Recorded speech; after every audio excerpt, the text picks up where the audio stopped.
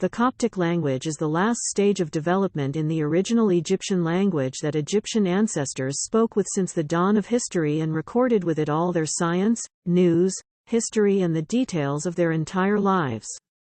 The past of Egypt is all recorded in our native Egyptian language. During the era of the Amois, learning Arabic was important to reach higher positions in the country, and the so-called Coptic Arabic language appeared. It is a mixture of Arabic and Coptic. It was prevalent in Alexandria and Fastat only, and it was spoken by the statesmen of Egyptians only, and the rest of the Egyptians, whether Muslims or Christians, speak only Coptic.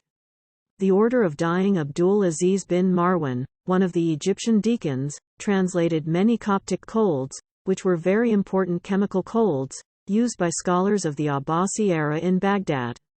Since the 11th century, the Coptic language has been slowly declining due to the policies of the Aqidists, Fatimites, Malik and Ottomans that led to a major decline in the language. The most famous was preventing the Coptic language from speaking in the era of the Fatimists. In the era of the kings and the Ubayans, the Egyptian dialect spread strongly in all the cities of Egypt and influenced the Arabic language itself, and the Coptic language became in a very difficult situation. Its development was stopped or added new vocabulary to it. Then the Ottoman era came and ended the existence of Coptic in most of Egypt, except for some far villages in the Upper Egypt, which in the period of Muhammad Ali Pasha, the modern Egyptian dialect reached them strongly. But the story of Coptic language doesn't end here. In 1937, the Coptic language scientist, Werner Fasikel, came to Luxor, specifically the village of Al-Zania, and discovered at that time that Coptic had not yet extinct.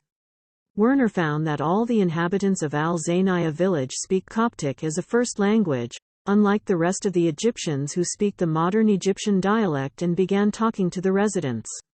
He wrote some of his interviews with them, like Khalil Abu Sadah, who said that he learned the Coptic language from his dead mother in 1886 and his mother only spoke Coptic language. Jesus said that he was his father and all the people of the village spoke only Coptic. Among Werner Fasikel's notes is that the villagers, whether Muslims or Christians, called their village Basalsal, and wrote, and means decoration in Coptic language.